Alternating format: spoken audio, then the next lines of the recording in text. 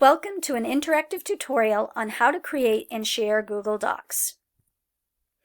Upon completion of this unit, you'll be able to access Google Docs within Google Drive, create and organize Google Docs within your Drive, and then share them using the various sharing permissions. We'll first create a Google Doc. You'll have to access Google Drive, we'll then create a folder, and then create the document within that folder. To access Google Drive, you can either go to google.com and access Drive through the apps here, or within your Gmail account here.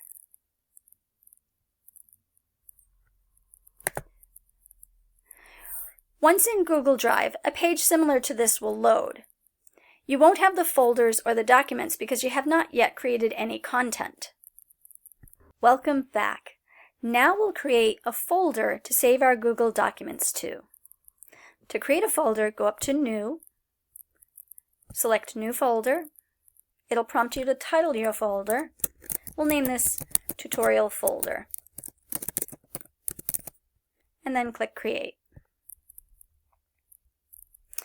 Now if at this point you were going to just create a document, it would automatically save to this Drive desktop here. If we open our folder and then create our document, it will automatically save to the folder. So I like to create my folders first instead of moving them after the fact. To create a Google document, click New, scroll down to the Google Docs app, and you have a choice between a blank document or a templated document. The blank document comes without a title, and you can change that by renaming it just like any other word processing software. If you choose a template, it will take you to the template gallery, and there are several to choose from there. Your most frequently used ones will populate at the top, which is a nice feature. The last thing you can do is upload a file from your computer and convert that to a Google Doc, and I'll show you how to do that. We'll go to New, and now we're going to select File Upload.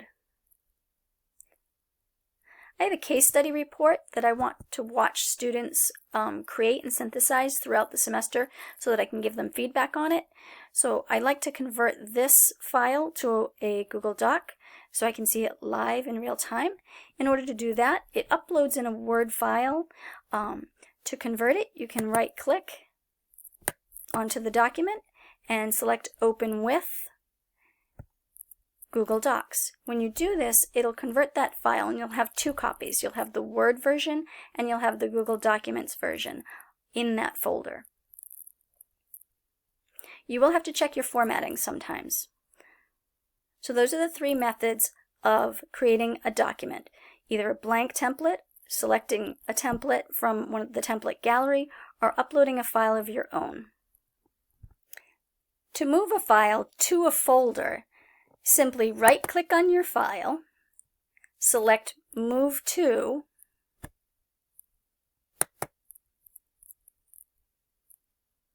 and a list of the places on your drive will come up. So all of my folders will be listed here. And I'll find that tutorial folder. Say that's where I want to move it. So I'll select that, and then I'll just move the file there. Now that you've learned how to create a folder, save documents within that folder, or move them to folders, we'll go on to the sharing permissions. Google Docs allows 3 levels of sharing permission. You can share using view-only mode, where your students won't be able to edit the document. They can only view it. That would be great for something like a syllabus. You can use the comments and suggestions enabling permission, and that would allow comments and suggestions to be made and edits to the document. They're not permanent, they have to be accepted by the owner, but it's great for formative feedback and group collaboration. You can also give students full editing permission. Now that would allow the student to completely revise the document in any way they see fit. A fourth way you can share a document is to force the student to make a copy of a document. I like to do that when I'm sharing my syllabus so that they can download it and they don't have to know how to go in and make a copy themselves. It just automatically prompts them when they click on the link. So let's look at those various types of documents. A view-only document such as a syllabus, will present looking like this. And the way you share permissions for view only is to go up into the share box up here in the right hand corner,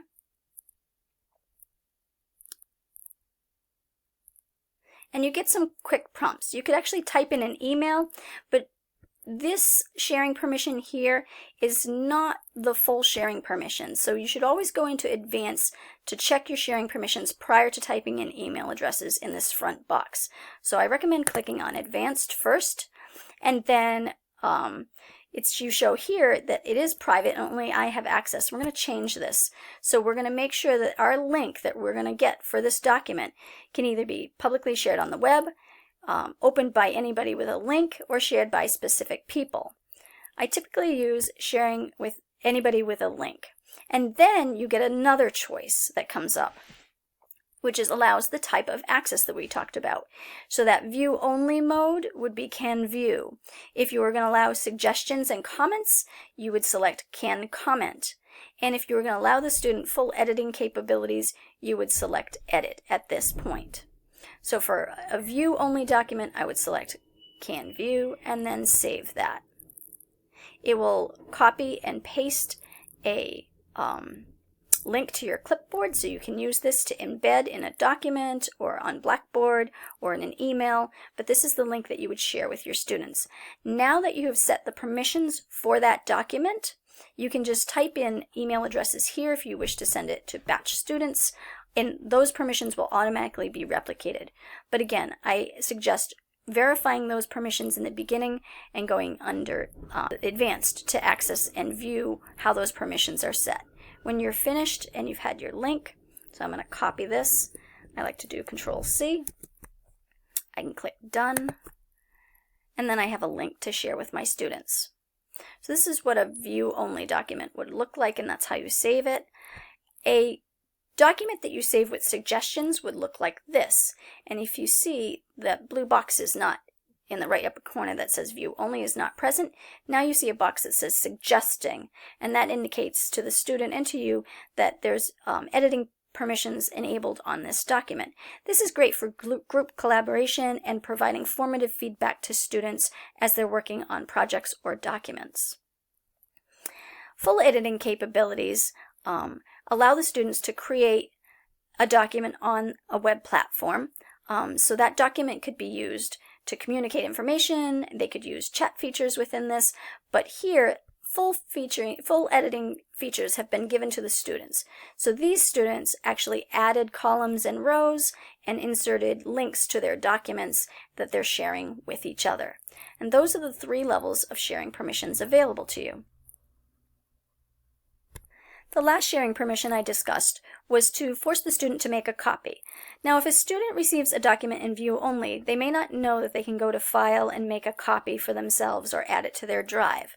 So in order to get a link that makes the student or prompts the student to make a copy of the document, you'll go to your original document, and in your web browser at the top here, I want you to highlight the link and go to the end and erase the word edit and change that to copy. You can copy this link, and when the student opens that link, they'll be prompted with a page that looks like this, forcing them or prompting them to make a copy of the document. So you've learned that Google Docs are web-based document creation software that are accessible. They can be organized in folders on your Google Drive, and they have shareable permissions that allow users to either view, edit, or suggest and make comments. I hope you found this tutorial helpful. For more information, visit the link provided below. Thank you.